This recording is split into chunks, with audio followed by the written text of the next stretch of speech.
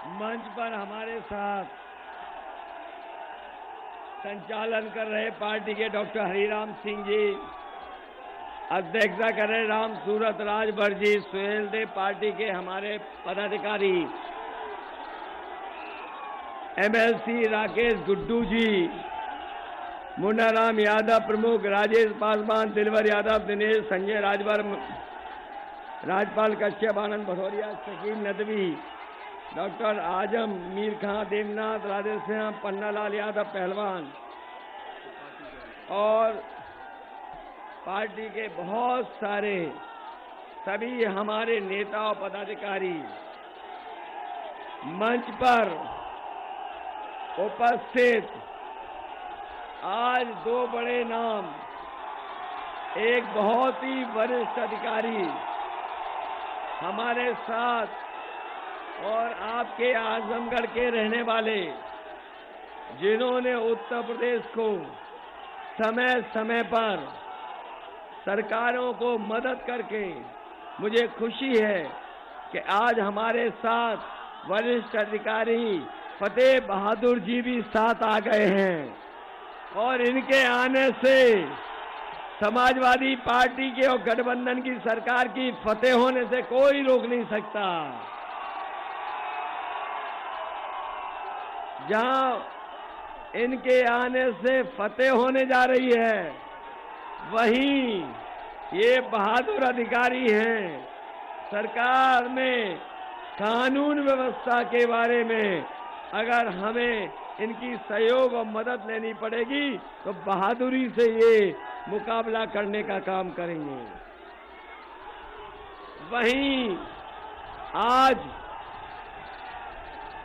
रीता बहुगुणा जोशी जी, उनके बेटे मयंक जोशी भी आज हमारे साथ आ गए।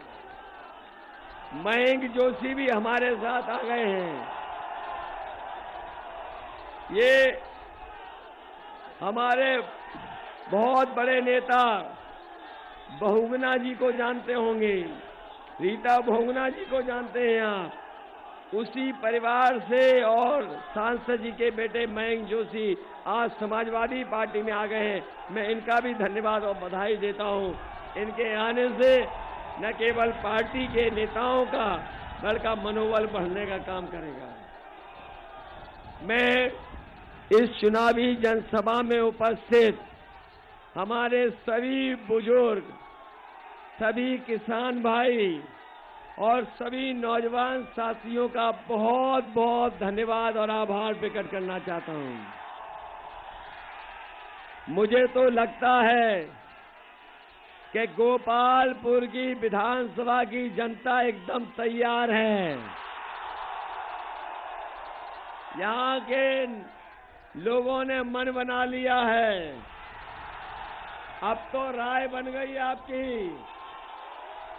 इसलिए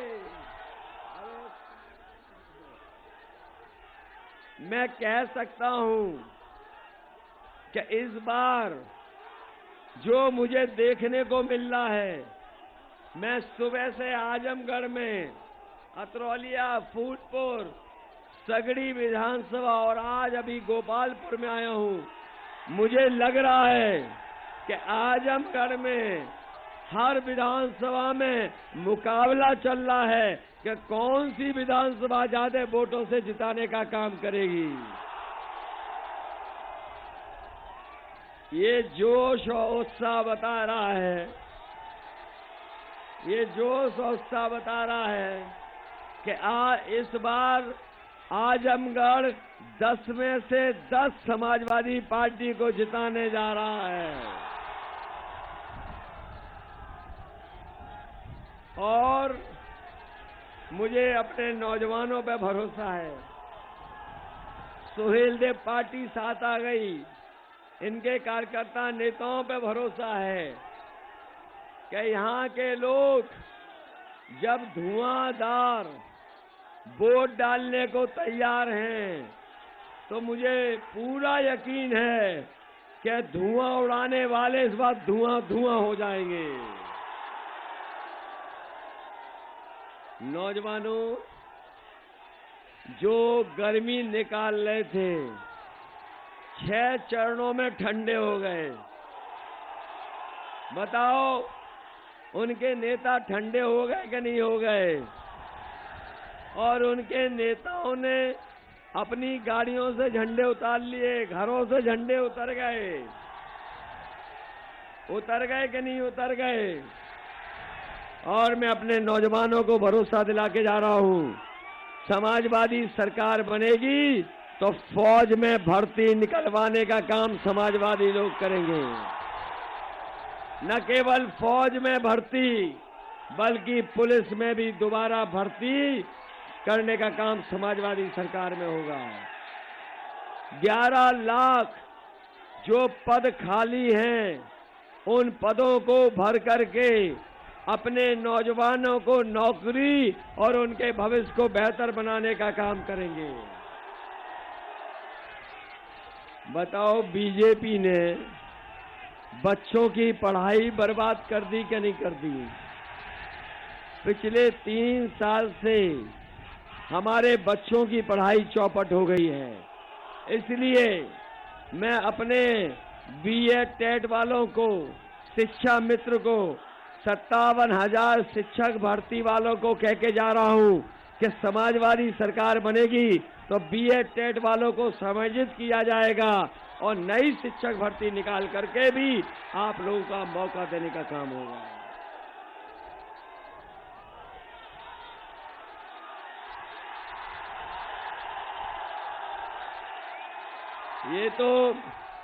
ये तो जानकारी मिल गई होगी कि 6वें चरण में ही भारतीय जनता पार्टी के छक्के उड़ा दिए गए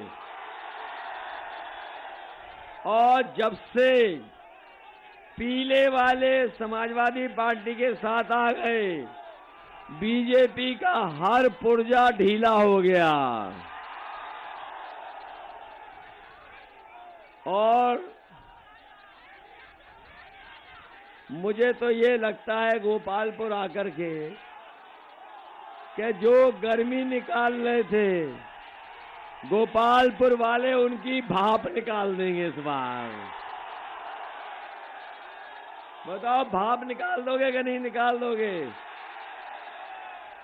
ये बाबा मुख्यमंत्री जो हमें कह रहे थे कि 12 बजे सो के उठते हैं, जब से 6 चरण का चुनाव खत्म हुआ है उन्हें रात में नींद नहीं आ रही है। रात में आजकल धुआं मांगने लगे हैं, धुआं मांग रहे हैं। और सुनने में आया है कि मुख्यमंत्री आवास में पुताई वालों से काले धुएं के धब्बे भी पुतवाए जा रहे हैं। ये मुझे सभा में लैपटॉप दिखाई दे रहे हैं, ये स्मार्टफोन दिखाई दे रहे हैं। ये कहीं बाबा जी के दिए हुए तो नहीं है? बाबा जी कह रहे थे हमने 2 करोड़ स्मार्टफोन बांट दिए। इसलिए बाबा जी नहीं देने वाले, क्योंकि बाबा जी खुद कंप्यूटर और मोबाइल नहीं चला पा रहे तो वो आपको देंगे क्या? इसलिए आजमगढ़ के लोगों का मैं धन्यवाद देना चाहता हूं, मैं बधाई देना चाहता हूं कि हर समय पर आजमगढ़ के लोगों ने समाजवादियों की मदद की है। हमें भी जिताया, नेताजी को भी जिताया। और जब कभी भी सरकार बनाने की बात रही होगी, आजमगढ़ की जनता ने सबसे ज्यादा विधायक जिता करके सरकार बनाने का काम किया है। इस बार भी सरकार बनाने का चुनाव है, इसलिए हम आपसे अपील करने आए हैं कि हमारे नफीस अहमद इनको अच्छे वोटों से जिताने का काम करना, ऐतिहासिक जीत दिलाना। और हम आपको भरोसा दिलाते हैं कि अभी तो केवल पूर्वांचल एक्सप्रेसवे बनी है, आने वाले समय में इसी बड़ी सड़क के किनारे हम मंडी बड़ी बना करके और अपनी मंडियों को ठीक करके अपने किसानों को उनकी फसल की सही कीमत दिलाने का काम भी समाजवादी सरकार में करेंगे।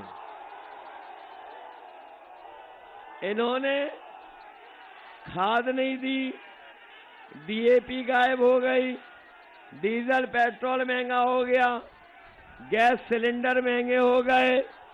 तभी आपने देखा होगा इनके प्रत्याशी जनता से माफी मांगते घूम रहे हैं।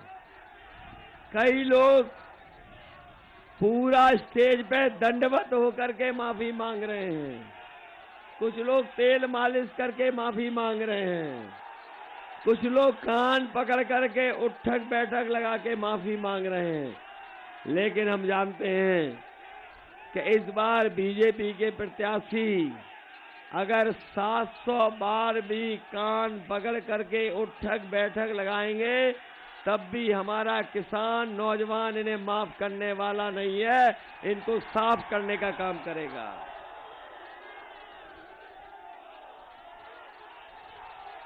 जो हमारी और अब आपकी टोपी पे कहते थे, उन्होंने टोपी पहन ली, लेकिन रंग बदल के टोपी पहनी है। इसलिए इन रंग बदलने वालों से सावधान रहोगे कि नहीं रहोगे? ये बीजेपी के लोग झूठ बोलने वाले, इनसे सावधान रहोगे कि नहीं रहोगे? ये चुनाव जहां झूठ बोलने वालों से बचना है, वहीं किसानों का चुनाव है, नौजवानों के भविष्य का चुनाव है, लोकतंत्र को बचाने का चुनाव है, संविधान को बचाने का चुनाव है और उत्तर प्रदेश को खुशहाली पे ले जाने का भी चुनाव है। इसलिए मदद करिए, मदद करोगे सब लोग। कोई ऐसी वैसी बात तो नहीं है। ये दूसरे दल वाले आ रहे हैं, इनकी सरकार नहीं बन रही है, सरकार तो साइकिल वालों की बन रही है। इसलिए एक एक वोट समाजवादी पार्टी के साइकिल पे डाल देना और हम आपको भरोसा दिलाते हैं, चाहे हमें अस्पताल बनाने का मौका मिलेगा तो अस्पताल बनेगा, बच्चों की पढ़ाई के लिए महाविद्यालय बनाने का काम होगा।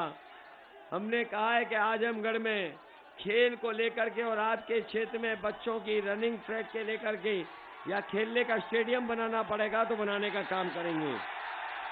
आजमगढ़ में जिस तरीके से समाजवादी सरकार में, लखनऊ में,